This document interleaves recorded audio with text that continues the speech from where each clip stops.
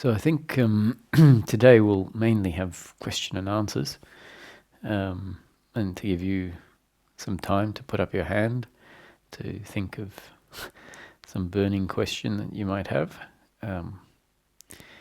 I'll talk briefly about the fact that the talks are about happiness that turns out to be a most peculiar thing. In fact, not something. Happiness through peace of mind. Meaning, really, we might as well just say peace of mind. But it turns out that peace of mind is the happiness that or the thing that we're really looking for. We don't know it because we think we're looking for something. Our brain is shaped in a way that only understands objects. It can only think, and it can think in terms of something, not the absence of something. It can't create a negative object. So it never thinks about what it's looking for as being nothing. Always thinks of it as being something. And ironically, that in large part is the problem. It's, if we look at the root of the psychological me, it's a seeking outwardly. Outwardly sort of implies towards getting something. And that's why we think that happiness is pleasure, and in particular pleasure, a sort of something unique, something as in not only unique but feels good. That's why when we have spiritual experiences that are very different and feel have certain feelings to them, where even we could say the qualitative experience is palpably different. We go, oh, I like this. This isn't usual. This is interesting. This feels good. And not even necessarily to the me, because in the spiritual experience we might say, oh, there was no me, but there's still a qualitative sense, and our mind likes something, so it says that must be what I'm looking for. And really, when we look at it, we see it's the assumption that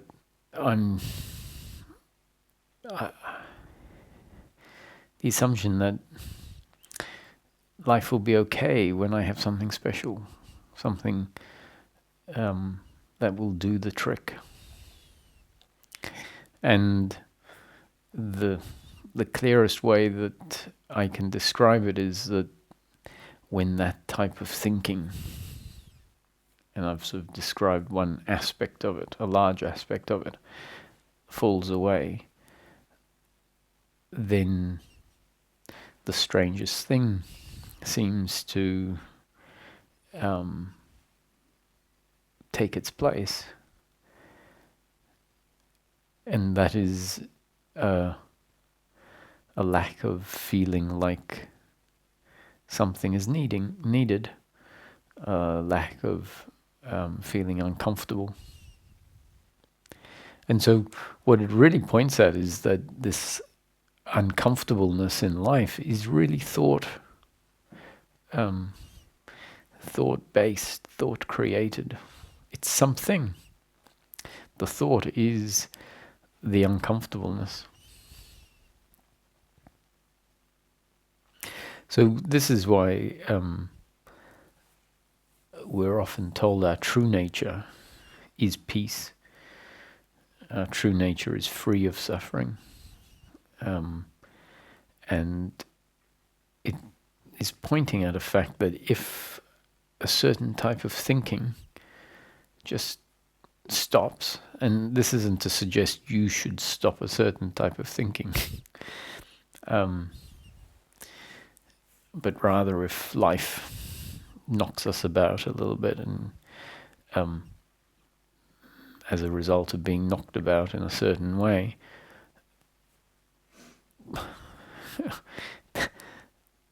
the machine works a bit differently and doesn't produce those thinkings, then you'll probably end up sitting here saying something a bit like what I've just said.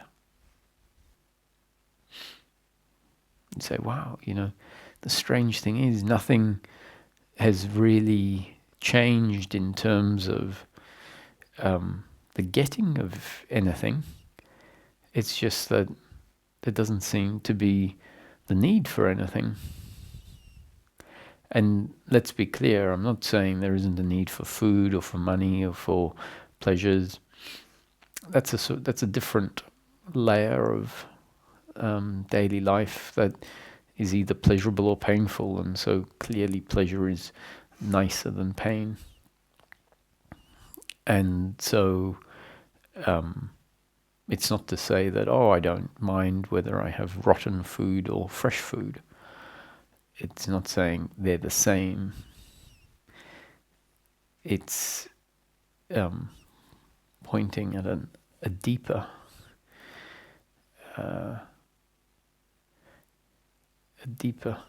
contentment, you could say. Even that makes it sound like a feeling.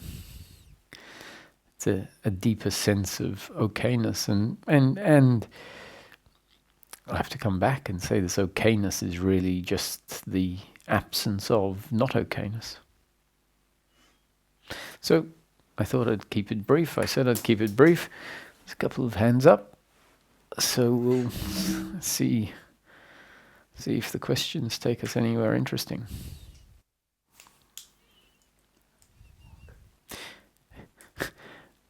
Holger.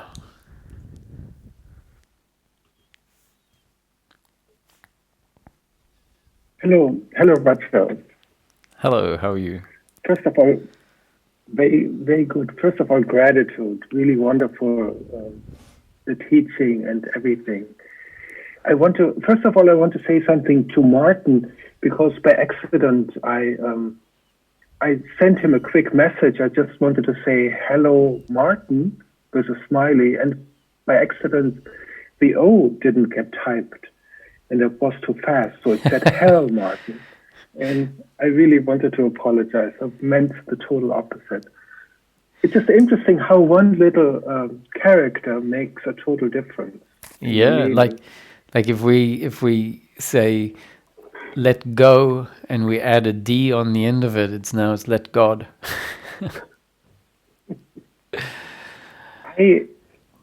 I feel wonderful being here in satsang. It's great, but this faulty thinking is still nagging in the background, with a sense of maybe false responsibility for my neighbors, for this world. When I just see this whole thing with this COVID entertainment, I just feel it's a crime against humanity. This, pumping people full with vaccines, I call it a poison. And this is not critical thinking, so there is an emotional charge on my side, because I had a lot of pain in my life through medication. Mm-hmm. It just feels like a crime, and I learned somehow in my past that if you see a crime and you don't say anything, you remain quiet, then you become part of the crime. Mm-hmm. Is this false thinking? And I know it's a little bit mundane, this question, but it just always just tickles me out of my peace in a way.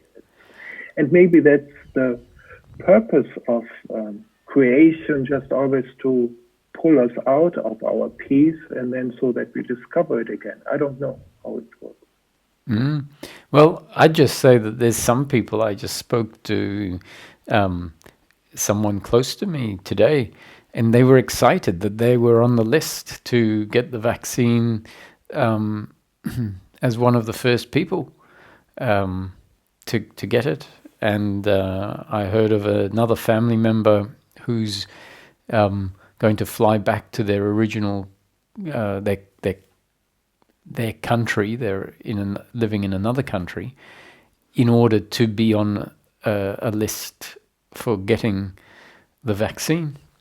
So there's some people that are very enthusiastic about getting something that may well protect them, may well hurt them. Who knows? So I think So there's a gamble. There's a gamble, but if you understand and deeply know that our biological system is amazingly intelligent, and that the real problem is not the virus, but our weak immune system, then I think just most people are just brainwashed by a materialistic worldview, which just focuses on consuming instead of just acknowledging what is already here always. Well, yes, that may be the case. The thing is that I often say don't buck the system, because you can't really buck the system. My attitude is not to buck the system. That's not to say that I agree with the system. It's just to realize that the system is the system. And when I say the system, I'm not talking about just government. I'm talking about everything that will oppose government and everything that will oppose that which opposes government. We're in a big system. And my attitude is to let the system work, and to not oppose the system attitudinally. And as I say, the system, when I talk about the system, I'm not saying it's perfect. I'm not saying anything like it's perfect. I'm just saying it is a working system. And working, I don't mean good working or bad working. It's just a big working system. And you can't. All that happens is when you take a different position, is you just become a different component in the system, and the system changes a little bit because you've changed a little bit, and it's still a system that's working. We tend to want to control and to want the system to be our way, and that's a struggle as far as I'm concerned. Because the system is so big. It's like trying to control the universe. And attitudinally, we let go and realize at the root of the confused or dysfunctional system is just a teeny misunderstanding of the overlooking of our true nature. Yeah. So the good news is you can fix that by seeing your true nature, right? That's the best you can do. Not trying to change. It's ironic if we say the error is overlooking our true nature and then trying to go out and change that which is out of our control, because that's not what our true nature would do. Quite a challenge. Thank you. Yes. So in being willing to let the whole world just, do its thing. Yes. So you sort of answered your own question in a way at the beginning by saying, there's a vested interest in this from you because you've experienced a lot of pain in your life because of medication. And that's a bit of a giveaway, really, is that, if someone has a child that has died, for example, because of medicine that didn't work or doctors that didn't do their job correctly, or even if it was just accident or something that was not preventable, the fact is that that parent has experienced pain, and usually when we experience pain, it becomes personalized. There is a resistance against it, and that automatically means attitudinally being involved with resisting. An acceptance is not really possible when we have been pained by something, until it just creates a tenderness. It creates a wound. And so we can't really be expected to be equanimitous easily in regard to that topic. And so if we can see that, I have become tender, vulnerable, let's say, or sensitive in relation to that topic because of the pain I've received. And if you hadn't received that pain, you would have a different relationship to that topic. And suffering is about attachment to pleasure and pain. And so if there is attachment to the pain that was received, and that attachment in relation to pain usually means inverse attachment, or a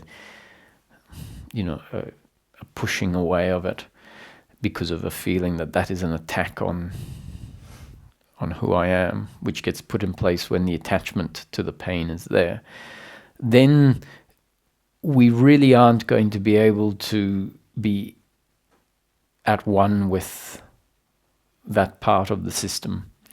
And so to acknowledge that in principle is huge, because then we won't keep believing our resistance.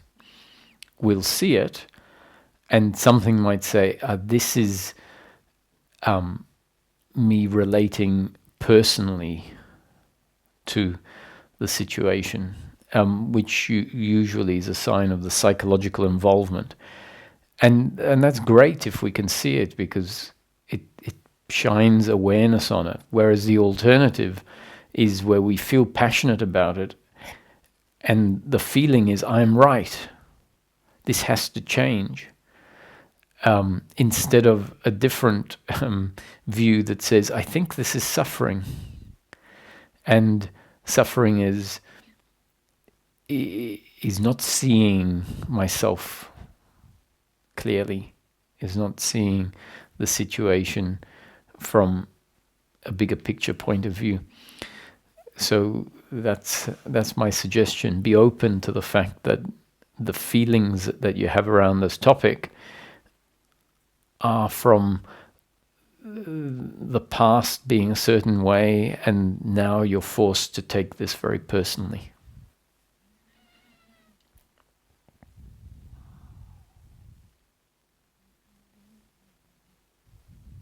Yes. But there is a confusion in the system. Mm-hmm. And you yourself spent the last 20 years, I believe, sharing the teaching, and you influence, you recondition body mind. Why? I mean, then why don't you just sit privately in your on your property and enjoy the birds and the trees? There is something in you that makes you spend a lot of dedication, time, effort, and money in order to share those satsangs, and so there is an impulse in you to is this just based on your own pain, or is this a calling to, because something really can change in our conditioning and something is maybe screwed? And I mean, I just want to, I'm super happy with all of this. And I can let go of the whole world if needed. I'm just not sure if I can just let go. I mean, it's my thing. Mm-hmm. Well, so I first and foremost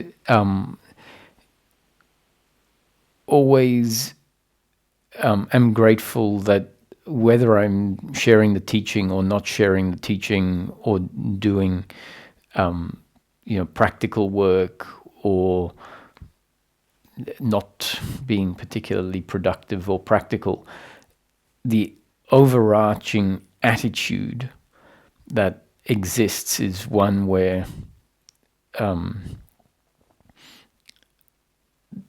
there isn't a need for things to turn out a particular way. Which really means, especially with the teaching, is I throw it out there if I feel like it, when I feel like it, and no insistence on there being a certain result. And so if and also the willingness to put the concepts out there is not because of an uncomfortableness with the fact that there is suffering in life. I see that as a given.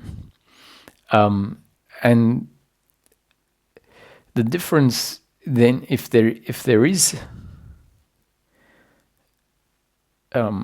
if that attitude of not needing a certain outcome to happen and just being curious to see what the outcome was, if that was different, then teaching would be very frustrating, because it'd need to happen, the results would need to happen on my schedule, in line with my preference. And you know what's happening is we're throwing stuff out, and there has to be a curiosity. Is like, what's it going to do? So to set up a expectation of, I'm going to throw this out and it's going to do this, this, and this, would be very problematic. And in a way, when it comes to the perspective on vaccines, for example, when you look at it, often those sort of topics are there, and there's something driving the contribution that is attached to the outcome being a certain way, meaning an attachment to change happening. And there's our problem. So, I find the teaching comes when I feel like it. And strangely enough, there's a consistency on a Tuesday and a Saturday. Yeah,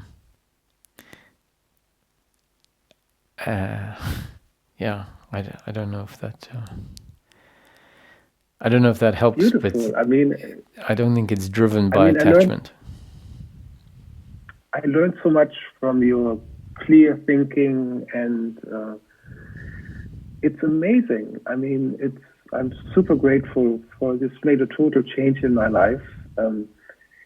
There's just this fear inside of me, and this is again the doer, maybe, that is afraid to go back into the old pains and suffering.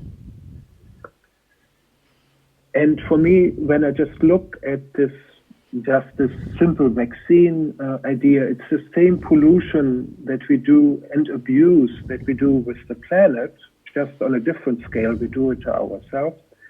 And this manufacturer is supposed to be making $32 billion next year just from selling those little tubes of whatever liquid they pump into people. It's just there's just a hypnotism in our. But maybe this is part of God's play, that there has to be some madness and craziness in order to see again the sanity and beauty of reality itself. Yeah.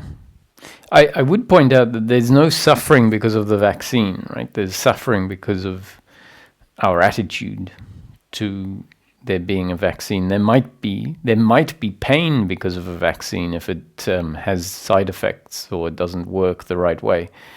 And similarly, there could be pleasure out of the vaccine if it prevents certain pains of illness from happening. So the vaccine itself is only pleasure or pain. It's going to either make people sick or it's going to prevent people from getting sick, or somewhere in between.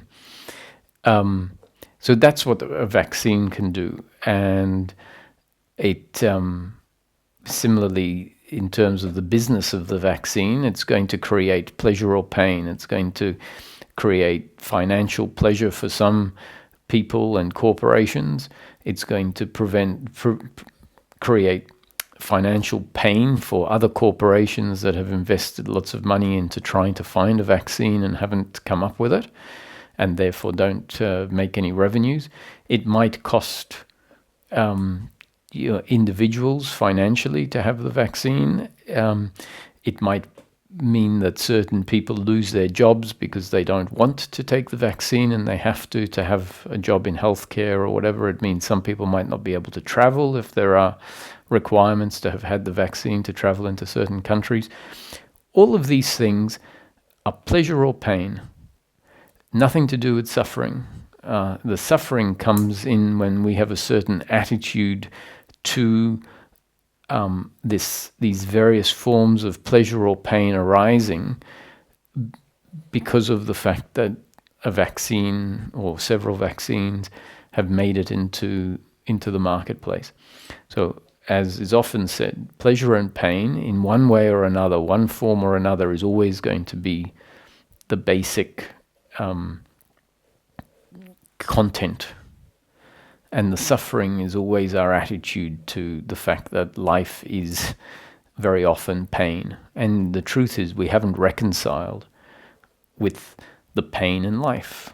We haven't reconciled with the fact that life is a mix of pleasure and pain. And so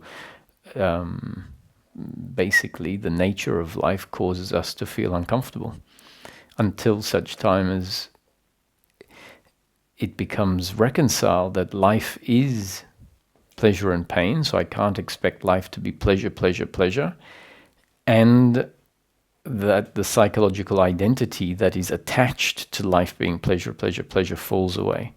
And then we find, now there's a reconciliation, which really means a harmony with life, which by default is sometimes pleasure and sometimes pain. What is the difference between a doctor in a white coat comforting fears of people and a priest in a temple talking about God and future heaven or something like that? Isn't this the same principle, just on a different level? I just feel so much like it's a gambling, and I see the pain, and I'm afraid of it, yes. And I know many, many non-dual things, and to face it, it's just something in me I still struggle with. The likelihood is they're not going to come around with injections and forcibly hold you down and inject you. But they might at some point, This is just the psychological cleverness of this system. How can it be that darkness in life always seems to win? I mean, it's amazing.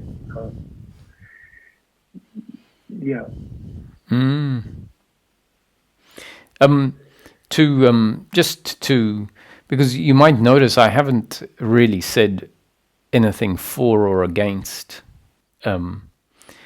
vaccines. That's not the approach, because I'm talking about our comfortableness with life in its however it turns out. So, I'm not so invested personally with how it turns out because of this that I said, which is I sort of go with the flow, go with the system. And that system, remember, I'm not talking about government, for example, but the whole system of life, which means all of the groups that will oppose government from different angles, different groups that will oppose different groups that are opposing government, the whole thing. And I know that it's only going to turn out, move in one direction, like the universe as a very big whole it's moving. So I haven't spoken about whether vaccines are good or bad, but rather that to me that's irrelevant. They are going to happen one way or not happen. But to acknowledge the fact that the system isn't a perfect system, so I'm not saying it's a perfect system in that it delivers great outcomes, is that I heard a plea yesterday from a doctor that was saying it wasn't his personal view. He was a spokesperson for a group of doctors that he said are the group of physicians and researchers and scientists in the world that have contributed the most to impartial medicine and research over the modern time. And he said that they have been looking at drugs that already exist that deal with the virus very well, and that there is a mountain of evidence. And he was just appealing to the certain bodies to look at the studies that have emerged over the last 3 months, because he said that if one looks at this information, this drug seems to be a solution, and his passion was showing that it seems like it's very clear that certain regulatory bodies are not interested in looking at a drug that already exists.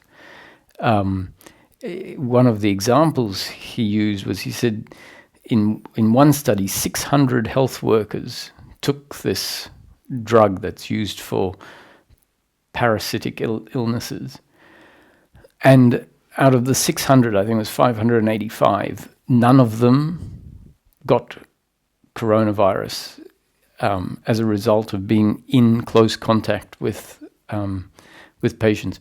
And another group of 600 that didn't take this drug, 285 or 58% got coronavirus. And he said, if you take this drug, you will not get the virus. Now, I don't know if what he's saying is true, but what I did sense is he was frustrated. He was not political. He was not speaking personally, but on behalf of a group of doctors, scientists, researchers that have over 2,000 peer-reviewed research articles. And he's saying this group thinks that this drug needs to be looked at. And it can change the whole landscape. Now, if what he's saying is true, we can look at the system and say, okay, so the system includes him, it includes his group of colleagues, it includes their research and their preference for this drug to be included and recommended as a treatment, which it currently isn't. And it includes, the pharmacy companies, the regulators. And the whole system at the moment is not picking what might be the optimal solution. And I'm still running with the system. So I say, okay, he's going to fight for this to be included. And at some point, at any point, there is always going to be an outcome. At this point, he's still fighting. And I sort of say, let me sit back and let the system unfold. And sometimes I'm part of the system that needs to act. So this sitting back and watching doesn't mean that you become uninvolved. It means you act when there is something for you to do. And once you've done that, you sit back again. And when you act, and ideally you act without an attachment to the outcome, knowing that your action is just part of a bigger system. So, and I'm not even saying that I heard this and now I think, he's right and this drug is perfect and it would solve all of the problems. My attitude is also like, well, maybe he's got it wrong and maybe, who knows? The system is the system. It's definitely not perfect. But if we're in opposition with the system, we're in opposition with life.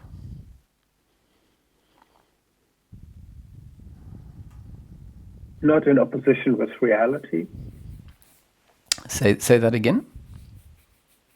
But not in opposition with reality. I mean, if God is love, if all this, the system is just man-made, it's based on a sense of separation. Yeah, but man is God. All there is God. So, I mean, it's sort of like looking at high-rise buildings and saying they're not natural. And high-rise buildings are sort of like rabbit warrens of humans. We don't look at the rabbit warrens and say they're not natural. And yet we look at, the skyscrapers and say they're not natural. And I think they've got their own little beauty to them.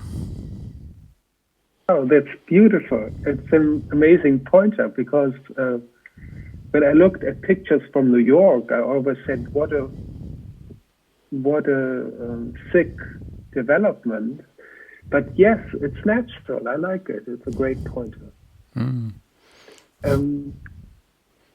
I had, so there is this pain in me, this fear of the pain, the fear of dissolution, and just one teeny little thing, because at one point I was a massage therapist and I quit the job because I wasn't good with making money, because I tended to tell people just relax and take some time off. But this isn't good for business. And this is the problem with our Western medicine, because doctors need to sell services and products in order to pay their own bill. So they themselves are not free to really listen to the wisdom that maybe speaks in them. And so there is just a little flaw I see in the system. And I'm not here, I don't have a messiah complex to save the world. It's just interesting, just from a logical standpoint to look at it. Yes, you're right. That's what we have to see. But you see, sometimes what we do is we see all the flaws, and like the truth is so we can sometimes see medicine as this just big pharma money, for example, and we might even see big pharma as just corruption and money. And when you really look into medicine, like medicine understands, like it has, forget about the money side of it. Medicine stemmed out of humans wanting to find solutions to things and looking. And then in 1963, I think it was, Crick understood DNA, and then we learned how to be able to split it. And all of this is microscopic stuff, and it's pretty impressive. Now, obviously, it's not perfect, but there are people out there, when you listen to them, if you go and listen to certain podcasts of some people, they've got an amazing knowledge that actually can fix some problems. There are people in the world, millions of people in the world, that when they're sick, they have nowhere to turn except to put their life in the hands of science and medicine. And it fixes people sometimes, and not just sometimes, but there are people that are so grateful to medicine. One of my close friends that I went to school with had a kidney transplant, or a liver transplant, 8 years ago now. And, he had a wife and 2 young kids, and he was on death's door until a dead person's liver was able to be put into him. And he now lives a life helping and promoting donor facilities or donor science. So there's many people out there who are super grateful to medicine for what it has done in their life. And if we have been on the painful side of medicine, we sometimes can only see that, which is a distortion. And so it's great for us to see that, if that's happening.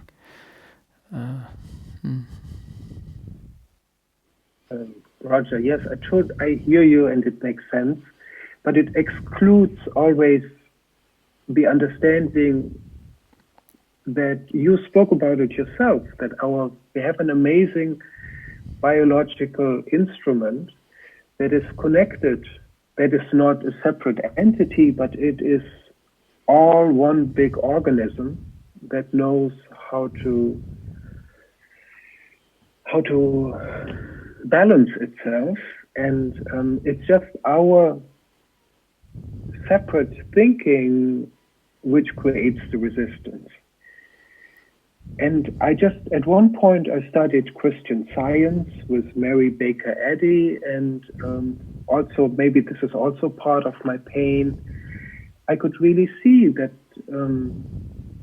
life takes care of life in the most amazing way, and it's only our influencing which disturbs the whole thing.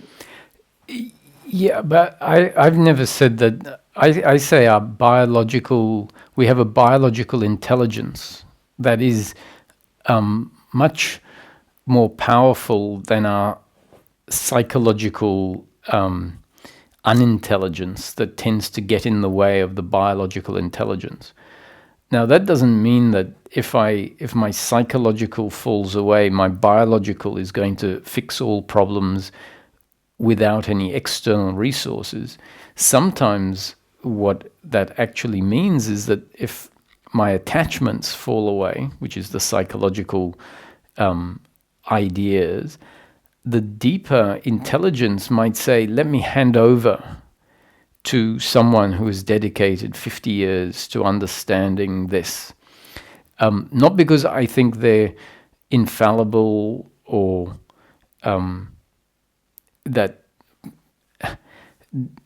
there are absolute answers, but I appreciate that some people are specialists, are experts. And so that could actually be the biological intelligence that understands, for example, if a bacteria gets into our system and sepsis sets in, let's say, our system is going to be overwhelmed by that bacteria, and we will die. And even if the psychological self is out of the way, the balance of bacteria versus our immune system means the immune system probably won't win. And so introducing something that maybe can clean the blood or kill the bacteria may change the balance.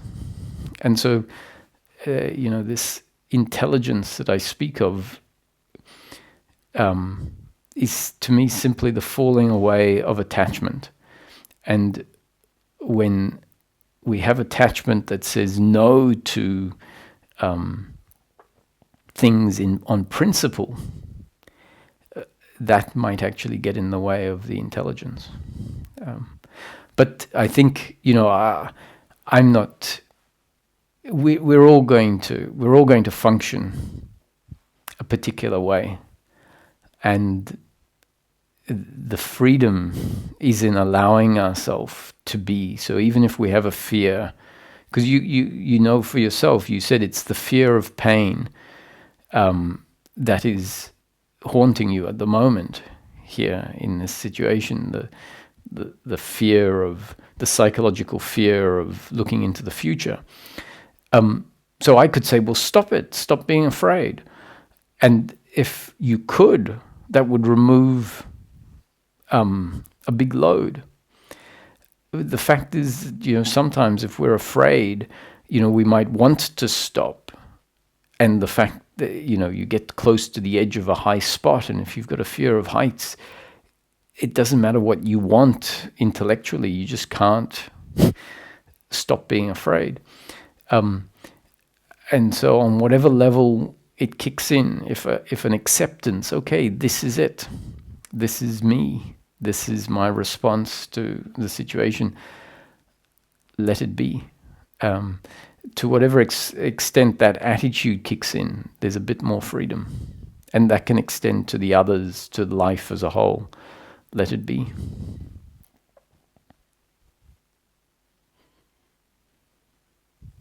Thank you, Roger. I really know this piece, and it's here, and thank you very much. Thank you, Olga. Hi, Gurleen. Sure, how are you? Very well, and you?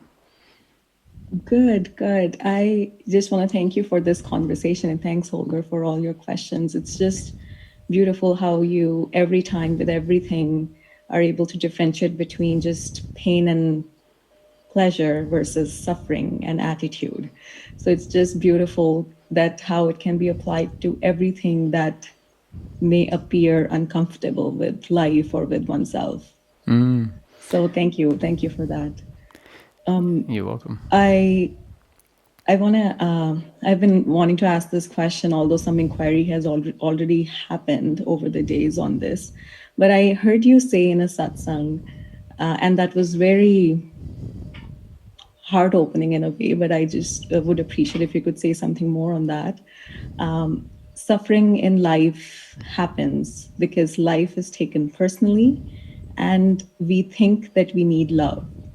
So when I heard that, and an inquiry happened, and it came forward as that, yes, it's a belief that I need love from outside or from my own self, or whatever love even means. So that was just something that stirred something in me, and I'd love for you to say something on that. Yeah.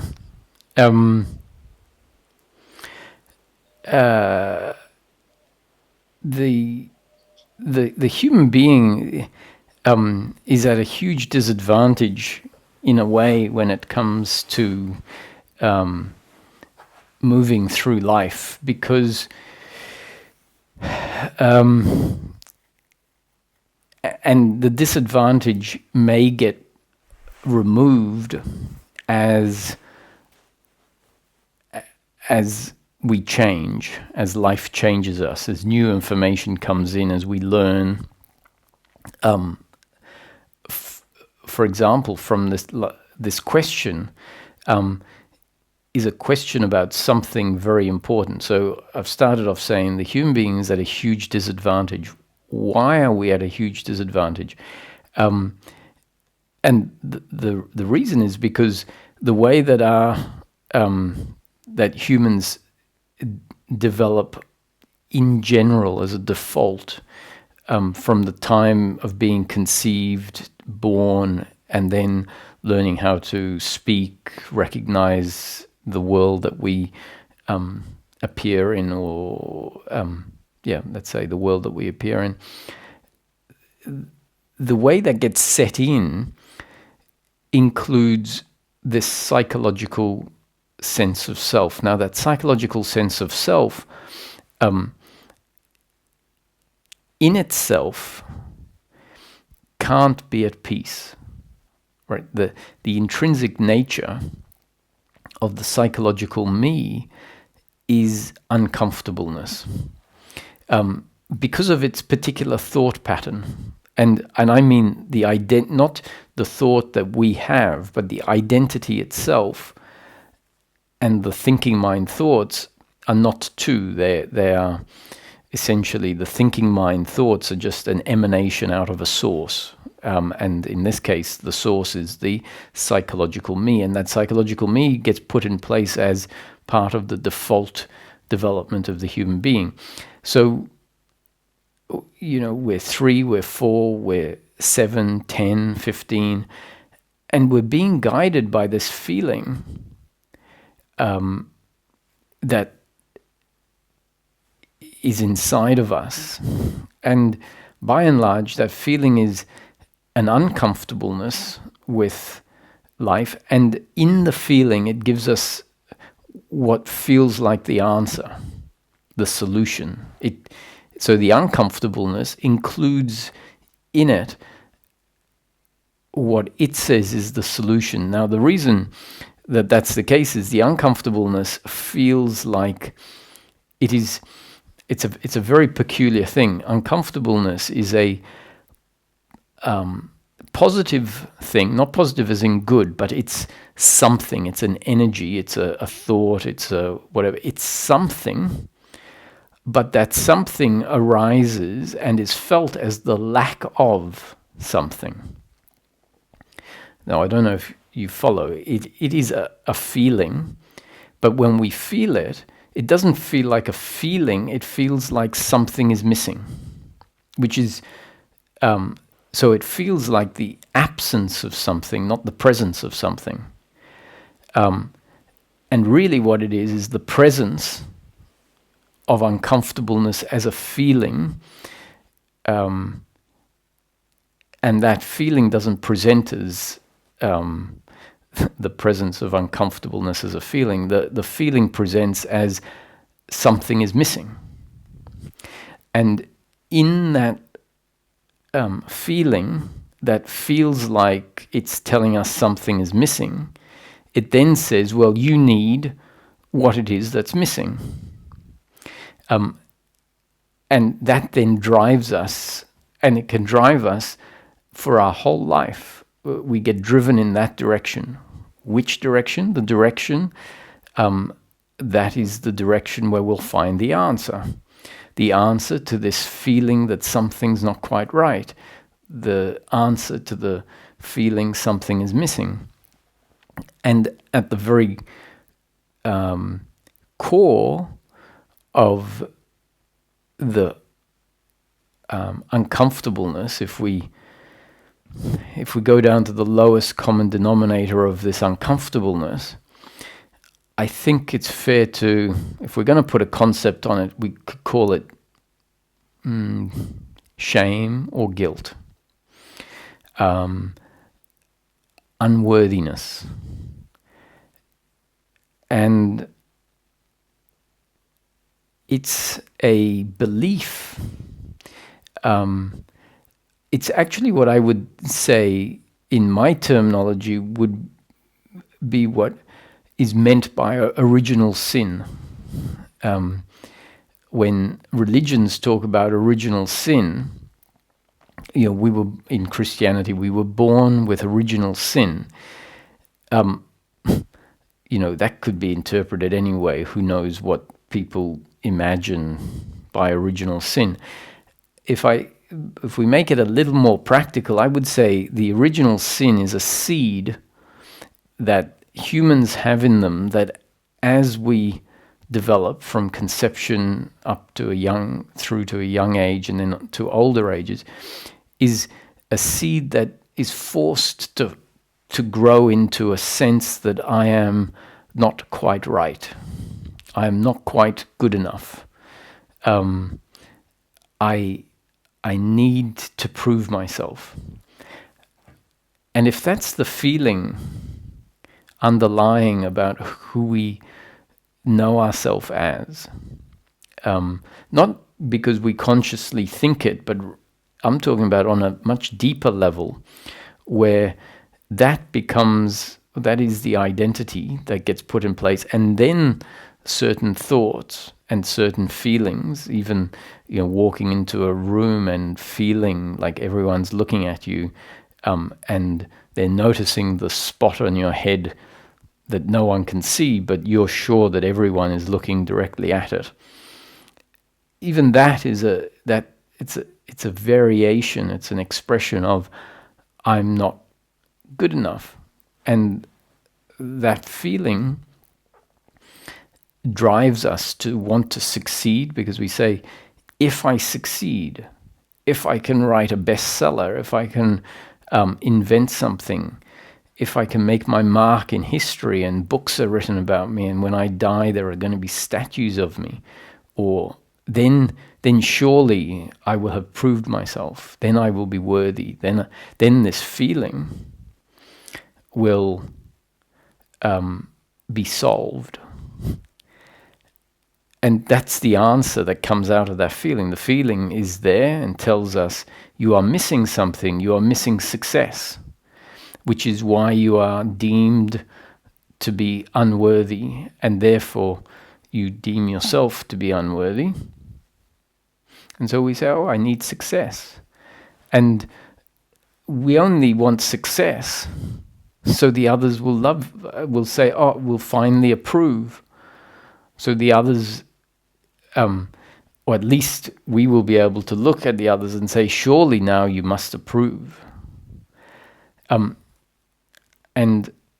when we start to unpick this, we realize it's all a psychological thing. So what we're seeking, what we call seeking love, is really just seeking approval. It's not real love. It's what we might call love. And so if someone gets angry at us, it's not approval. And so it penetrates deep to our sense of unworthiness. If someone tells us something nice, it does the opposite, and it sort of gives us some credits on this idea of, oh, I'm getting closer to being worthy or being acceptable or being good enough. So, yeah, the solution that spirituality talks about is, it says, you are love. What, in saying that, essentially, I think that it says that so that we stop looking for love out there. Now, I personally would only say that in a certain context, because I don't think we are love. What I do agree is that if the psychological me falls away, we find we don't feel unworthy, we don't feel unlovable, we feel complete and worthy as we are, even if one arm is missing and we've got a string of disappointing results in our life from having tried a whole lot of things and not being particularly good at any of them. Deep down, there's this sense that who cares? I'm in touch with my true nature, and my true nature doesn't know how to feel down on itself. It doesn't particularly feel up on itself. It just has a particular nature that is confirming. And so this notion of you are love is really just trying to interfere with a thinking pattern that is coming out of this seed, or what is no longer a seed anymore, what has grown into a sort of identity of not being good enough, and is therefore convinced that the answer is out there in success, in approval from the other, in confirmation from the other. And this notion, you don't need love, you are love, is saying, it's a hint that says, you're being driven by a feeling that is misguided, a feeling that is a misunderstanding of who you are. And when it clicks, then we might start to see all of the ways that we insist on someone treating us a certain way just because it will make us feel better about ourselves.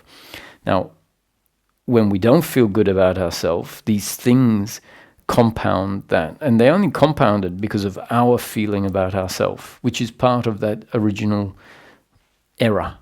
So sin, in the Latin etymology,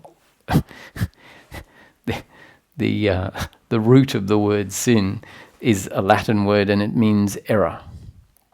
So the original sin is the original error about our true nature, or original error about being not good enough.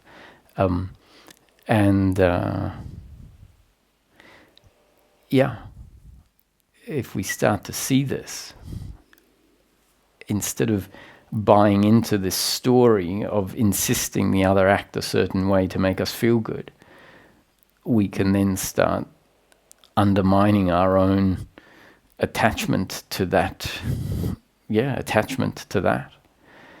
And that starts to cut off. It stops feeding back to the root, because each time we insist the other approve of us, we're feeding back into this root that says, I'm not good enough yet, but if I can get enough people to approve of me, then I will have changed from not being good enough to being good enough, or to being worthy. And so each time we cut that off and say, no, that's not true, then the root isn't being fed, isn't being confirmed, isn't being said to be true. It's being said to be a misunderstanding. I'm not going to keep confirming that. Yeah. Thank you, Roger. It's funny that you talked about success and the concept of how we end up looking for fame and success to seek approval in a way, because that has been the narrative for the past, like, however many years I can remember for this flow of life. But past few years, and there was a phase where it went totally opposite, that I don't need anyone's approval, so I can just be the way I want to be for myself, rather than needing anyone else to do something for me, or I need to do something for them. Let's just be how I want me to be. And then that was seen as the exact opposite of what was happening. So then it was still out of attachment, that I don't need anything. But then that's seen, and now it just feels like it's true that love, like, what is love when that's looked into? Like, what how do we know what is love? And it is really, you said, just an approval, a resonance, an approval, and then you feel that you are loved. But when all this, and there has been times where the true nature reveals, and you're in your true nature, the love really feels like the absence of needing anything, basically. And then letting everything be, letting yourself be, and no need for any change, basically, is what feels true as love. I agree. It's so in a way, I mean, love has to do with a receptivity, and where there isn't a pushing away, where there isn't a finding fault, and so often it's suggested, just be a little kinder to yourself, love yourself. It's about self-love, and that self-love is often the falling away of our criticism of ourselves, where we criticize our shortcomings. And so when that falls away, what's left is this receptivity, this okayness, even with my shortcomings. So I really often, if someone says, "What is love?" What would you say love is? And I prefer to say it's the absence of hate, which is how Ramesh used to refer to it, because and it's synonymous with peace of mind, because peace of mind is the absence of blame, which is a form of hate, the absence of shame, which is a form of self-hate. And so it's exactly what you said, that the love in its, when it it's there, and we land on it and go, this is love. Like, I never would have thought about it because because as I started off saying in the beginning of the satsang, when we think about something, we form it into our thinking. Has to create something, think of something. And so that's why we think of love as a feeling, or a way someone treats us, as opposed to what you described, which is when these other things aren't there, and we say, this is love, and this is just not hating. Yes.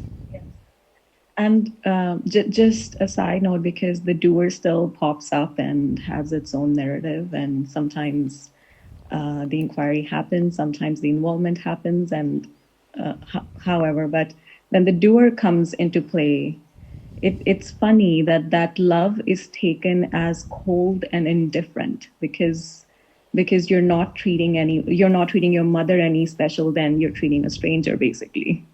So they're both, although I don't know if it may sound controversial, but over the past few years here, everybody seems equal. Like, my husband's no more special than my sister or a stranger, for that matter, basically. So, like, and I don't know how to explain it in words, but sometimes it feels like, you don't love them anymore. But then the thing is, I just don't dislike anyone anymore. So I can't say that I love someone and I don't love someone. It's just like, I just don't dislike anyone. And that's how it feels. I completely understand. The doer isn't happy with that sort of love. The doer wants special love, right? So the other person is saying, hey, what you're calling love is not satisfying to me. Yes. What you're calling love is lacking, making me special. So that's why when you put those words forward, the doership, the attachment to love, says, that's not my idea of love. So yeah. But Yes. what to do? Well, what I would, one little correction, as I feel it. It might not be the case for you, but in love, I wouldn't say that I don't dislike anyone. What I would say confidently is I don't hate anyone, which really means deep, on a deep level of seeing a human being or what they do. The story of, you are the doer that did this, you shouldn't have done this, and therefore you are invalid. That story doesn't come up. But there are some personalities that don't function in line with my preferences, and so there's no hatred towards the fact that that is how life unfolds. But I definitely prefer to be with some people than with other people, simply because their functioning is more preferable to me than the functioning of someone else. And so this distinction can be useful, because if we don't have that distinction, we might be in resistance to any biological reactions that might happen towards someone, and think, I shouldn't have this biological reaction to someone. And there's quite a subtle but significant difference between the biological reaction of a preference not being met versus the psychological hatred of the person. Yes, that's right, actually. Yes. And there is something else that I want to share with you. Since I've been listening to your satsangs, although satsangs have been in this life for a few years now, but anyway, it's just so magical, I can say, and magic's not even doing justice to what it is. The experience unfolds, the inquiry happens, and the root is somehow seen, with the working mind bringing a counter thought, basically. And then the same day or the next day, whether it's an old satsang from you or a present one, you end up talking about the same thing, confirming what just happened previously. So it's not that I'm listening to you and then it happens. It's like it's happening, and then you just end up talking about it, confirming what had happened. So it's just so magical to see how that's happening. And yeah, and just something else as well, that in meditation now, last time I shared about that stopping that has been happening, which feels more and more normal now, I guess. Like no labels, and yeah, it just feels one in a way. But now when I close my eyes, when in the past satsangs, and even I think in past couple of satsangs, you said that that vast field, and then there's no body in there. There's nothing in there, basically, because there's just an appearance of. So like if the body's sitting on the couch and then eyes are closed, there is no confirmation of a body and a couch or a room. It's just there's no separation between what is and what the sensation. It's only when it's named that its sense of touch or its sense of listening or its sense of whatever is happening in the field. So that's just coming so clear now. Like it's literally the case. It's actually it feels like a distortion when those sensations are named, basically. Yeah, that's very good. What I would term that as is the residual self-image of oneself and life that gets carried into meditation, because without us even realizing it, the narrative, which we don't see as a narrative, it's just felt deeply. I am a body sitting in a couch, for example, that can persist as the background wallpaper of your meditation. When it's seen as a sort of a self-image or a world image brought into the meditation, and that it colors the meditation, when it's seen, it can fall away, and then the meditation changes qualitatively, because you're left with being really present with that experience. And so attention, awareness, focus is on that experience. And so now we say, oh, well, if I'm going to have a narrative of this world, it has to be a world that is confirmed in this space.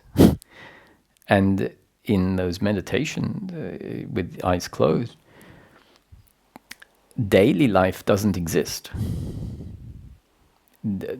Nothing of daily life is there. No cars, no tables, no chairs, no space, no dimensions, no 3 dimensions. There's no shadows, no lines, and no body, no chair.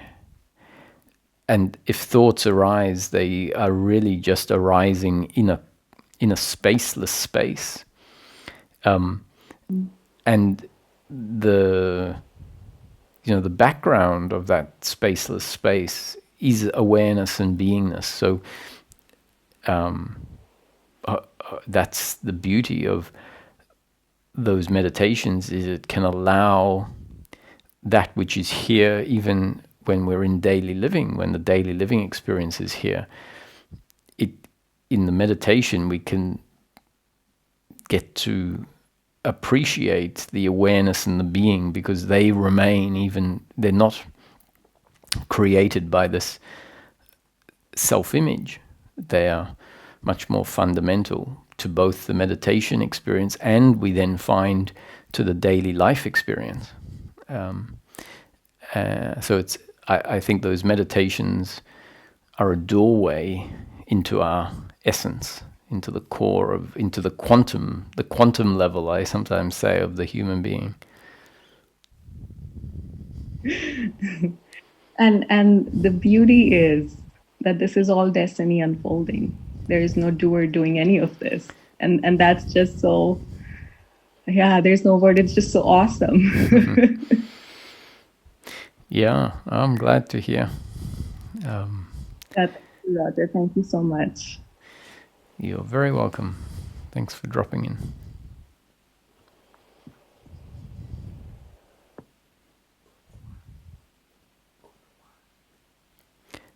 Hello, Kunwa.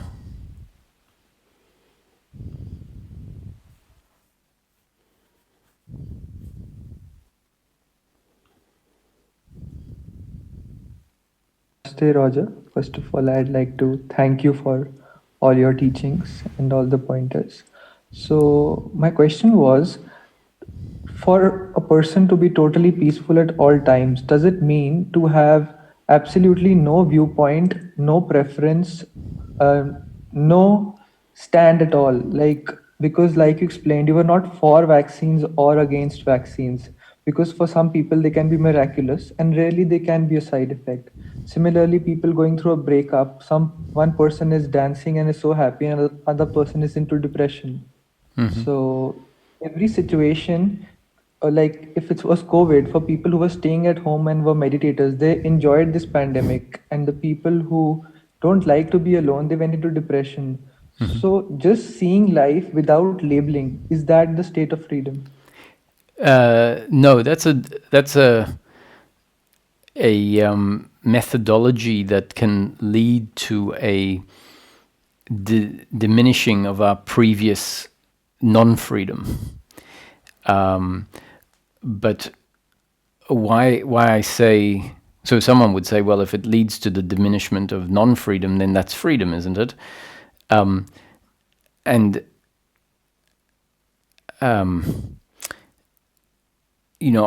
think that methodology is a bit,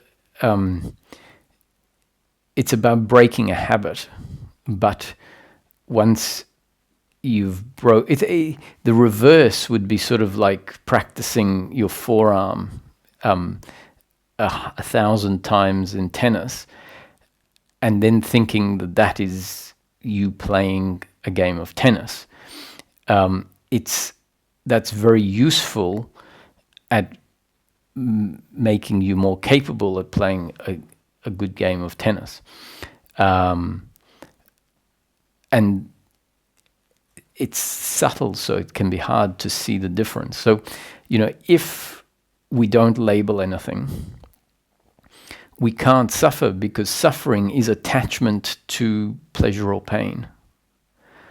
Now, if you don't label something, it doesn't become, it doesn't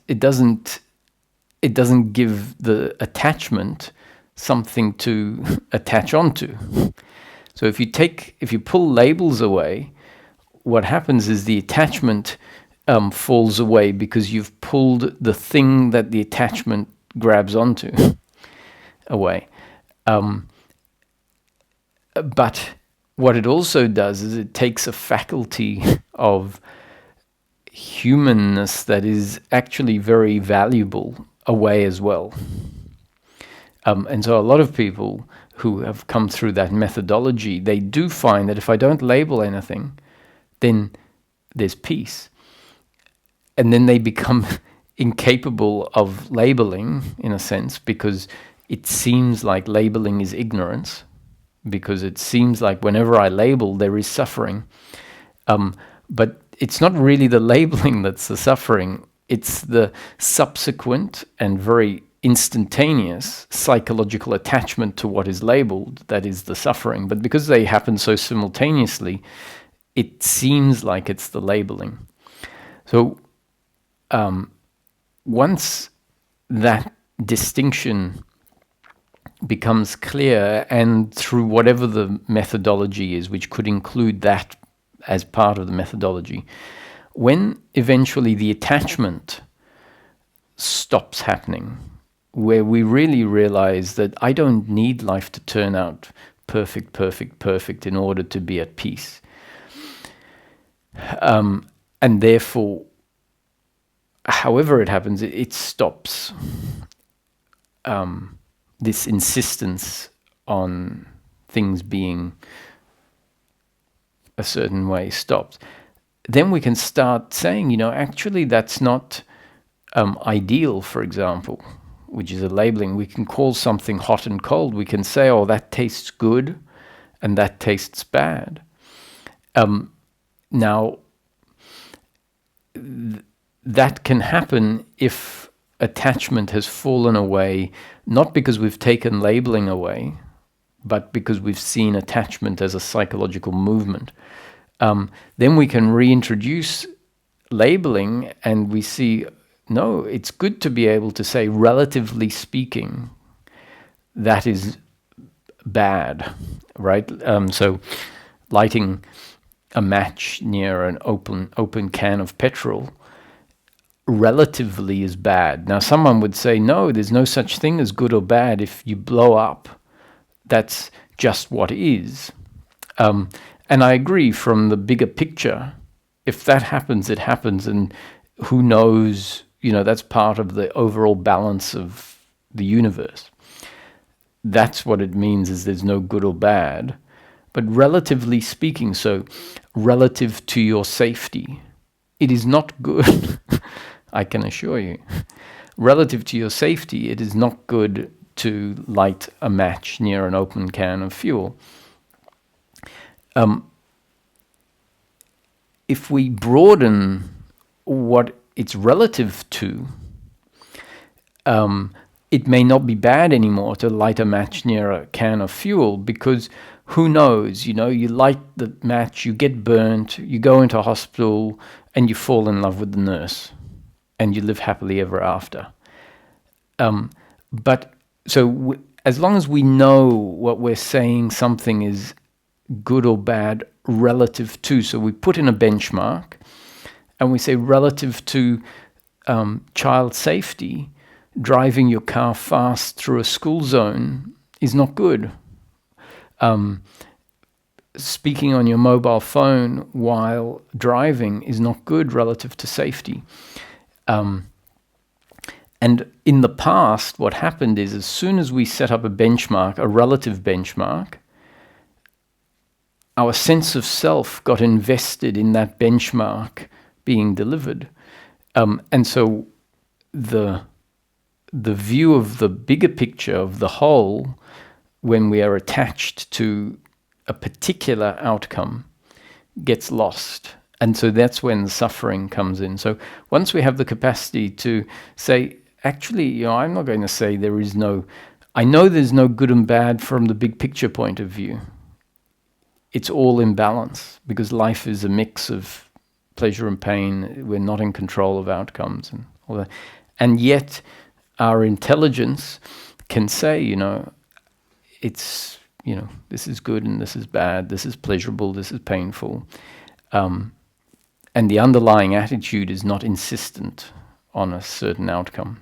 So someone goes flying through a school zone on their motorcycle at 100 kilometers an hour, I'll say, what an idiot. Like I go, it's not necessary. And that thought that comes up, I know is relative to, when I think it, it comes up very clearly relative to a particular benchmark of safety, for example. And at the same time, I see that the idiot is part of life. And I have been that idiot, when I was a 17-year-old. Yeah.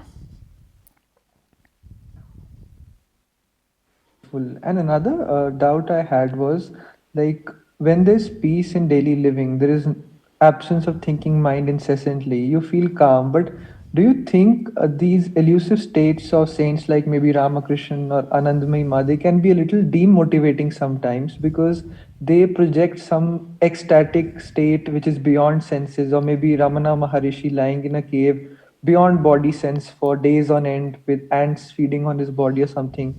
And then when you read about these ecstatic states, then there could be a sense of lack, that you're not enough, then the me comes into picture.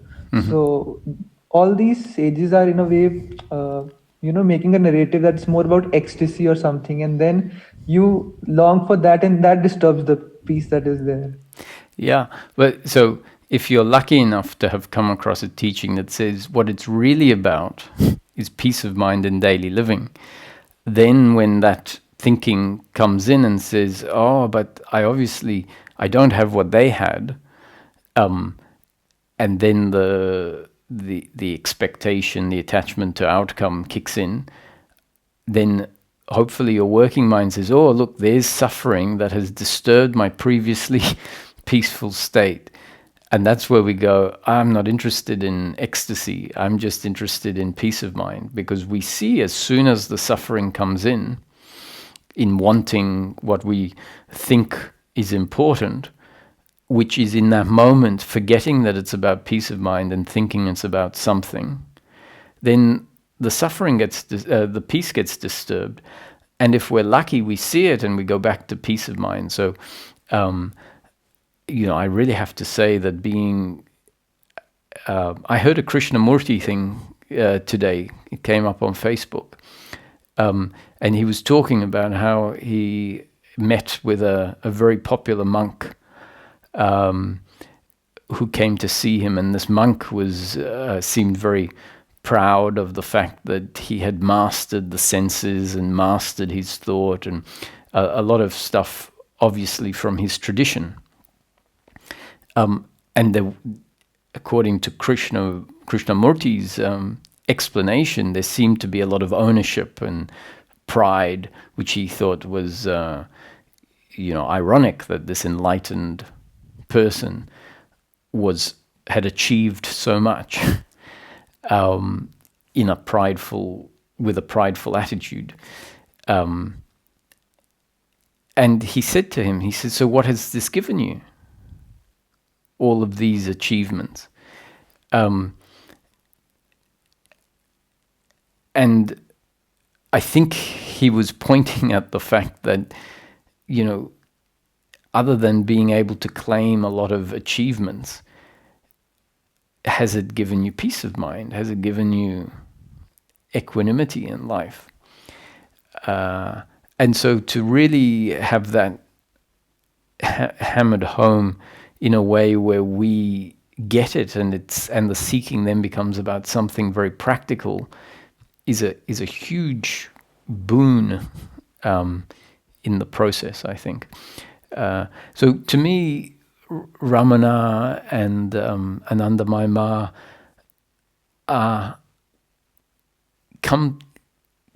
they're here to fulfill a certain role. And they have the characteristics to do that well. And sometimes we mistake those characteristics for a higher state of enlightenment, rather than seeing them as characteristics and temperaments and destinies that help fulfill a role. So they are very instrumental at consistently delivering the part of the teaching that points at the formless self, the core, in a way, that is relentless and consistent, such that it can awaken someone to their own being and their own self, their own presence. And then there are others that are really just very ordinary and simple, delivering a different message that is part of a different part of the process. So that's, and in a way, the many seekers, when they enter the seeking, are designed in a way that ecstasy is going to keep them interested. Bliss and specialness is going to keep them interested. Maybe just long enough that, the pool they are swimming in, because they're interested to be in that pool, delivers some other side effects. And eventually, the seeker is ready to hear about something that wouldn't have at all interested it at the beginning of the process.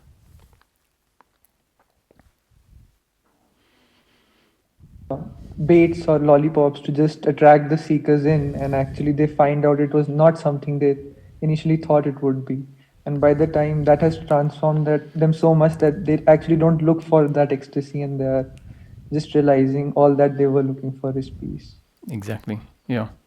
I think it was asked of, I don't know if it was Sai Baba or some guru sage that used to perform sort of miracle type tricks, or turning gold, or presenting gold out of the palm of his hand and things like this. And when asked why he does this, his answer was something similar to this. It's like, I give them what they want so that eventually I can give them what they need.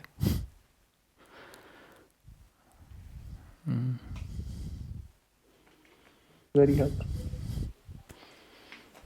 Thank you. I think we'll take the last 3 questions, and I'll try and keep it brief. Hi, Krishna. Hey, Roger. As always, very good to see you, and thank you for these satsangs. Yes, good to have you here. I'll try to keep my question brief as well. I just came across something while listening to Ramesh's satsangs, and sometimes your satsang as well, and I just was struck by this, and I just wanted some clarification or your opinion on this. Basically, I think it was Ramesh, I think he was saying that even after the event of enlightenment or whatever happens, the sense of ego continues. Mm-hmm. And that is apparent because, if somebody were to call Nisargadatta Maharaj or address him by his name, he would still respond. Mm-hmm. There's still, a preference to smoke, as he used to say his guru was doing, things of that nature. So that, that just begs the question, what does change? In other words, the present state of being that I am is in line or very similar to what Ramesh's state or your state is. It just was something that I was thinking about, and I was wondering if you could maybe explain what he meant by that. And I know that maybe the I thought, maybe the I thought is the only one. Does that disappear after it? Or I was just curious about, if after it, I just asked myself, so there really is no difference between what I'm feeling now and what he's describing. And well, yeah, it depends, because there is something that changes, because the ego, as Ramesh uses it, is not referring to that which causes suffering. So I hope that what you are feeling now is in line with what Ramesh describes, because on the one hand, he makes it clear that enlightenment doesn't change the human experience radically in all aspects. It changes the human experience radically in the way that thinking about the past and with regret falls away, thinking about the future with expectation falls away, thinking about the present moment with complaint falls away. But as far as feeling yourself like I am a body in a world, having to do certain tasks, that, according to Ramesh, remains your destiny until the body dies. So he would say what falls away, what is different. In fact, this was a question he asked of one of his gurus before Nisargadatta, the family guru. What will I have after enlightenment that I don't have before?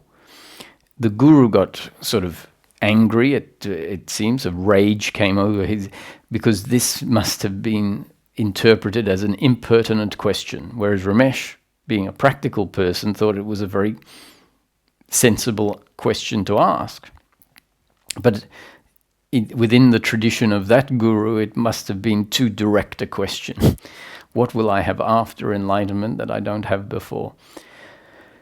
And instead of getting angry because he saw that other people in the audience were interested in the answer, after having heard the question, he gave an answer that Ramesh said was an answer you give when you don't really give an answer.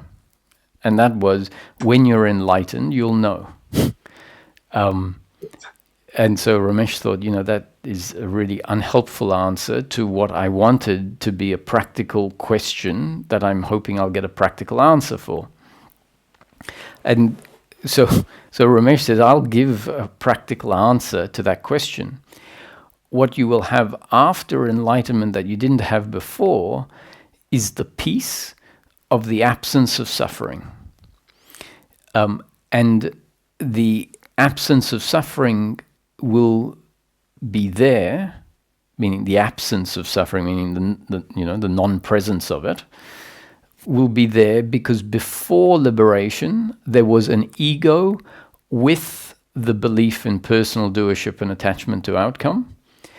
After liberation there was still an ego, but no longer with the belief in personal doership and attachment to outcome. So in that answer, Ramesh is making a distinction between the ego, which is there before and after enlightenment, a distinction between the ego and the belief in personal doership and attachment to outcome. So this ingrained sense of self is an addition or part of the ego structure. And when the ego structure includes that way of seeing life, it manifests in the different forms of suffering: guilt, blame, pride, worry, and expectation. When life dissolves that way of seeing life, we can say the belief in personal doership and attachment to outcome has fallen away. However, the ego still exists. Now, a lot of people will be saying, just hearing what I'm saying, or not a lot, probably not many hearing here, but if it was delivered to the general seeking population, a lot of people would be going, no, liberation is the end of the ego, because that's how it's often talked about. Now, Ramesh redefines certain words because often he's adding on or taking, delivering a teaching that is sort of to take over from something else, and so some things need to be jigged about. So he's saying we are the ego. We don't have an ego. We are the ego. The human being is an ego. A human being doesn't have an ego. And so what's his definition of an ego? He said, well, the definition of a human being is the impersonal consciousness of source linked to a particular body-mind organism. He'd sometimes use the word identified with a particular body-mind organism. I use the word linked because identified is often used in a particular way. But we can define identified as Ramesh used it, because it also makes sense to use that word. So the human being is the impersonal consciousness of source, identified with or linked to a particular body-mind organism, and then the consciousness of source functions through that body-mind organism as an instrument and expresses as personal consciousness. And personal consciousness is essentially a way of saying the consciousness that is aware of the world that arises in this moment from the perspective of that body-mind that it is functioning through.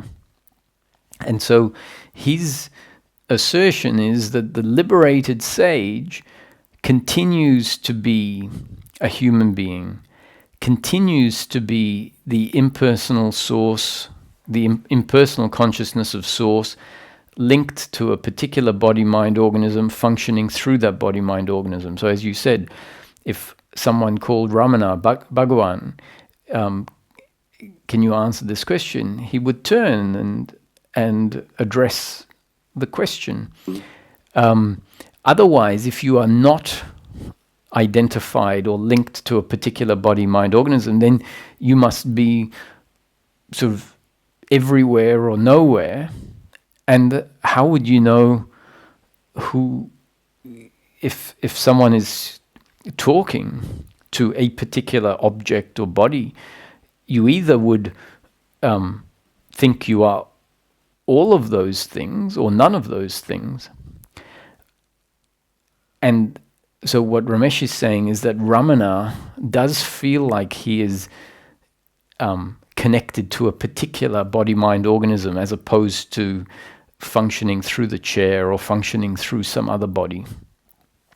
And that's a nuance that we often don't appreciate, because the awakening teachings have to take a different approach of sort of saying you are not the body, you are consciousness. Consciousness is prior to the body, and that's there to create an awakening to the awareness, the consciousness. And once it comes to the integrating part, we have to come back and say, even after this awakening, even when it sometimes feels that what I am is the awareness that is bigger than the body, and we still have to acknowledge that someone comes along with a knife and cuts the leg as opposed to cuts the carpet. There is an appreciation of what happens to this body, and then we think, okay, even with this out-of-body experience, there is still a link to that body as opposed to another body. So this is what he means by ego. There's impersonal consciousness of source that has chosen, let's say, a particular instrument and is now destined to function through that instrument until the instrument dies. And the belief in personal doership and attachment to outcome is the psychological component of the human being that can fall away. So that's what he means by the ego remains and the doership falls away. Cool, awesome. Thank you so much for clarifying it. Yeah, it makes total sense. It was just, it was very peaceful after I listened to that specific section for a while. And then obviously thinking kicks in, right, where you start dissecting what he's saying and so on and so forth. So that's why I felt compelled to ask you that question today. And I'm glad I did. Thanks. No more questions. Good one. Thank you, Shiva.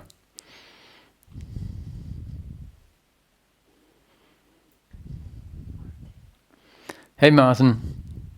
Help, Martin.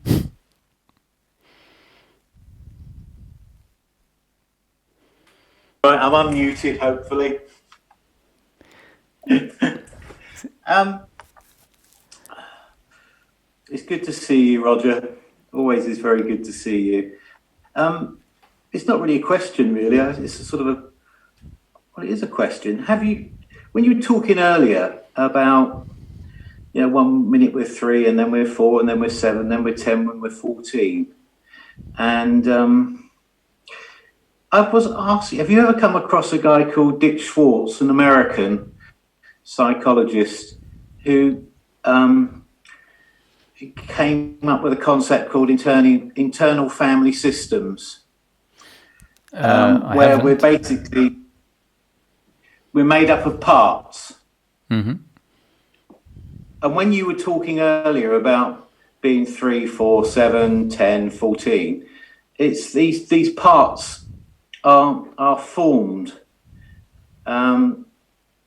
If you like, they become part of the psychological self, as you describe it, that very often when things happen, we come to incorrect conclusions. Mm-hmm. And then you were talking earlier as well about these things, these parts then drive you. Mm-hmm. Mm-hmm. I was going to give you an example of when you talk about guilt or shame. For me, guilt is when you remember doing something and you regret doing it. You think, oh, perhaps I shouldn't have done that. For instance, I stole some money from my mother's purse when I was 9. Mm-hmm. Mm-hmm. That's guilt. Shame is when I was 6 years old, I was at school, I was talking to my friend next to me, and we had a new teacher who came in, and she shouted, "You stand up." Yes, it was me, and I was made to stand up. And she said, "Look, everybody, this is what a naughty boy looks like. Talking when he shouldn't be, when he should be listening to me." And I just felt there was must be something awfully wrong with me. Mm-hmm. And some of the other kids were laughing, and some of the others were sort of aghast. And that's shame. There's something wrong with me. Mm-hmm. I've got it wrong. And Dick Schwartz talks about these different parts being laid down, that 6-year-old shamed boy can feel shame for always thinking there's something wrong with him, and he's going to not get things right. And you could even be in a board meeting and you're 42 years old and you're frightened of saying something because the chairman might disapprove of what you say. Mm-hmm. Mm-hmm. If you're with me. And it's when the other people were speaking today, for me, there was different parts speaking, like one was frightened of medicines and doctors and whatever. And I've got parts who are terrified of doctors and dentists and procedures, mm-hmm. because of what happened to me when I was younger. Mm-hmm. And it's when these things are given a voice, just to say, I'm just so terribly frightened by all this, what's going on in the world with vaccines. I'm terrified. It's not the whole of you that's terrified, it's just a part. And I just wanted to talk about that today, because it's a great help to me, not to think that something totally, the total self, if you like, has a belief and it's like I met a very beautiful girl once, and I said, "Oh, you're so beautiful," and she said, "Oh, no, I'm not." It turned out that her other elder sister was a supermodel, and the father used to say to her, "You're not as good looking as your sister. She's you're okay, but she's super beautiful." So she had to do to her. Anyway, on a bit, but the question is, are you aware of this internal family systems? Because we just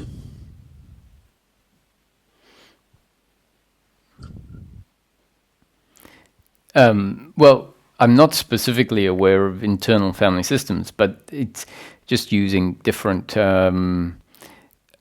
terminology essentially to describe in principle the same thing as the psychological me that gets formed as a result of your genes and up-to-date conditioning. And so the up-to-date conditioning in this case was the particular events that you've described.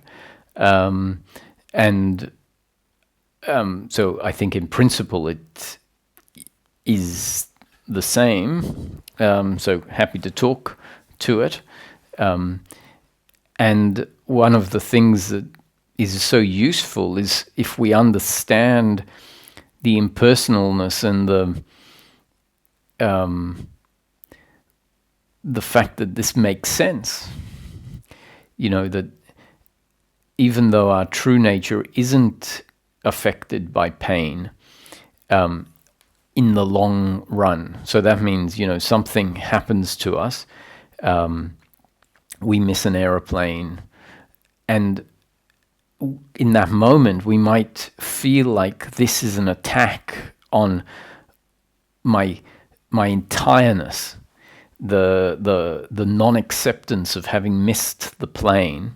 In that moment, it can feel like it is an attack on our whole system. And that can exist, that can carry on for extended periods of time. And the truth is that if that was the case, you would never recover because you would be damaged because of having missed the plane. Whereas if we get over it, meaning if the attachment to that outcome falls away, we can then function as if it never happened, which really means it wasn't an attack on who we are. It was just interpreted as an attack on who we are. So the truth is that the dentist, the procedures when we were young, didn't ever diminish our essence, our core. They didn't touch our core. But because we lose touch with our core and become very identified with the physical and outcomes, the pain was taken to be an attack on who I am. So if we understand this principle, then we can understand how that sets in place a system, an identity that is going to function consistently along that theme until that identity is deconstructed. And if we appreciate that we can't deconstruct the identity, we don't really know how. We don't know how it got put in place. I mean, we know it happened when the teacher said, "Hey, Martin, this is a naughty boy. Everyone look at this. This is your example of a naughty boy." You know it happened in general terms because of that, but you don't know what actually happened inside the brain of Martin and what all the enzymes and proteins and everything did, and the very complex structure that was already in place that was Martin up to that point in time.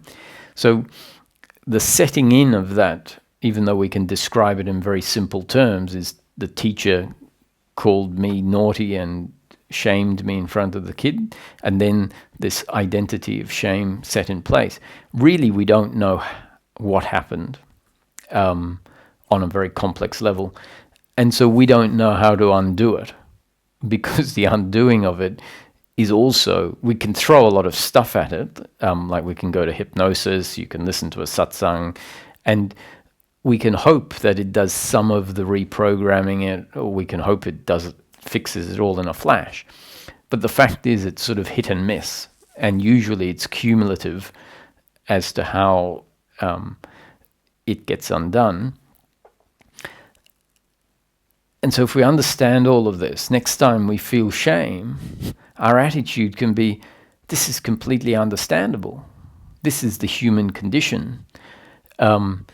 which doesn't make the shame feel less uncomfortable in the shame itself, but it creates an acceptance, an understanding of why that's there. In the same way, if you go something wrong with you and you feel a fear about making a doctor's appointment, and you realize it's because I don't want to get bad news, or I don't want to be subjected to procedures, it may actually not be the best thing for you. You might get sicker by not going to the doctor. But that's beside the point. The point isn't to control the outcome and get the best outcome. The point is to realize, this fear, it may be irrational on some level, but on another level it's very rational, because there's a memory based on pain that existed in the past and feeling like that was an attack on who I am. So all it takes is this appreciation, so these explanations of the family system, the fact that there are parts of ourselves, like there's parts of us that hate our parents, or that doesn't mean we all of us hates the whole. It doesn't mean the whole person hates our parents, but that we can find emotions inside that have huge resentment to a parent. When we touch on that, sometimes we might think, I hate my parent, but it might just be, as you're pointing out, a slice of who we are that is like that. And so to see this and to understand it and to not resist it is part of the liberation.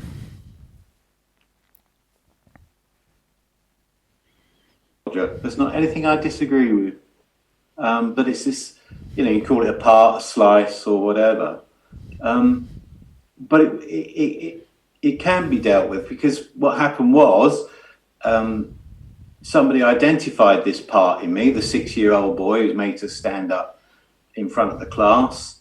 I'd only just gone back to school because my grandmother had died a week before. My mother fell apart and I couldn't go to school. So I was just feeling okay. And then this new teacher came in and did what she did. And this IFS therapist pointed out to me that actually it was just a part of the teacher who got something wrong. She was new. She was trying to take control of a new class. The headmaster, I can now remember, was stood in the corner watching her. There was a part of her that was trying to perform for the headmaster. The only thing, and the therapist said to me that she got it wrong. We just need to say to her, that is not the way that a teacher gets control of a class of children, ideally. To shame a little 6-year-old boy whose grandmother had just died recently, his mother's not very well, that was a particularly stupid thing to do, wasn't it? Mm-hmm. And him saying that to me, he said, that's what you say to the teacher as an adult. Mm-hmm. And that's cleared it up.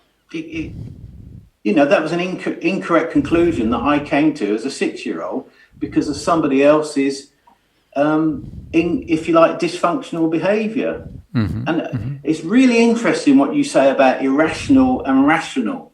This is something that people divide up, particularly psychologists and psychiatrists. And there is no such thing as irrational. Mm-hmm. Like you point out, it's just what happens. It's what arises because of your genetic makeup and your up-to-date conditioning. It's irrational for somebody else because their genetic makeup and up-to-date conditioning has never experienced that. Therefore, they say, that's irrational for you to behave or to feel like that. Mm-hmm. There's no such thing as rational. And when you can see that, when someone can point out to you that as a 6-year-old, you came to an incorrect conclusion, mm-hmm. Mm-hmm. It clears up a lot. For instance, that girl I was talking about, she's one of the most beautiful girls I've ever, God knows what her sister's like. The supermodel who's better looking than her. She was absolutely exquisite. But as a result of her father doing what he did, saying, your sister's better than you, i.e. you're not good enough, you're not as beautiful as your sister, she then became a part of her became attached to men saying that to her. Mm. And she just ended up with a whole string of relationships with men who treated her badly. Mm-hmm. and told her she was shit, basically, to satisfy parts of them that were damaged when they were younger. And when you can see all this, it's seeing things clearly, as you often say, and Ramesh said. When you can see something clearly, it literally clears it up. Yeah.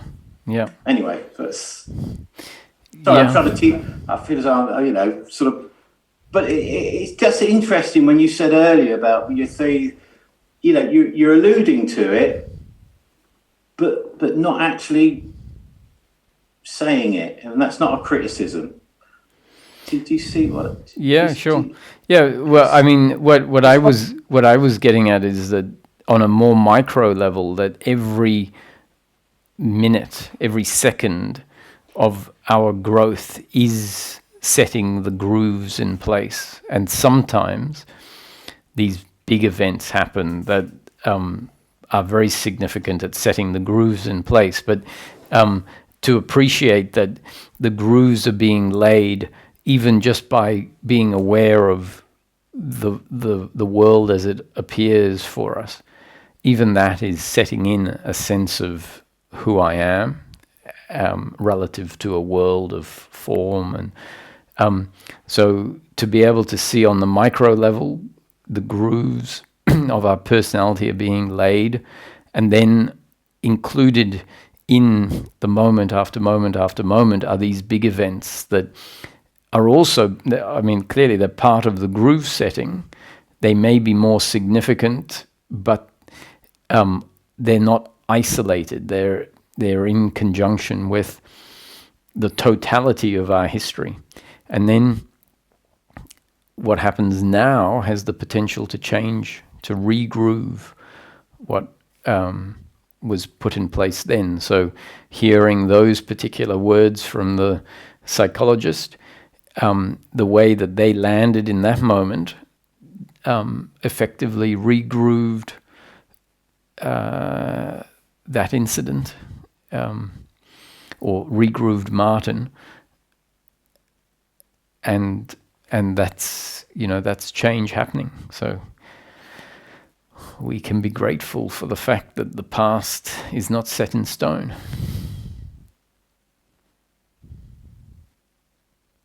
It's all one thing. It's all one happening. But it is very, very interesting, because what Dick Schwartz says, is that we have made up of all these parts, and different parts have different jobs, and we have what we call manager parts. Like someone can say to the girl who thinks she was ugly, and that she needed to be in relationship with a man that treated her badly and told her she was ugly and chained her to radiators for days on end and all sorts of things, because she had a manager part that was saying that's what she needed in order to feel loved, and to be with someone. So when you can get these manager parts to step back, so the little girl who was told she was ugly and her sister was more beautiful can actually say, I'm not beautiful. And for someone to say that your dad was wrong, you are beautiful, you are very beautiful, and you're very lovable, and there's nothing wrong with you. Just to get all those other, people say, oh, you've got to look in the mirror and say, I am beautiful, like a mantra. It doesn't make any difference to that part. That part is still going to be there, believing what that part believes, and driving your behaviors, if you like, the way you see the filter through which you see the world. But I tell you what, Roger, I can't ever thank you enough for doing what you do. You have completely changed my relationship to life. Completely. Thank you so much. Nice to hear, Martin. Thanks for dropping in. Good to chat. Thank you. See you. Yes, great. Thank you.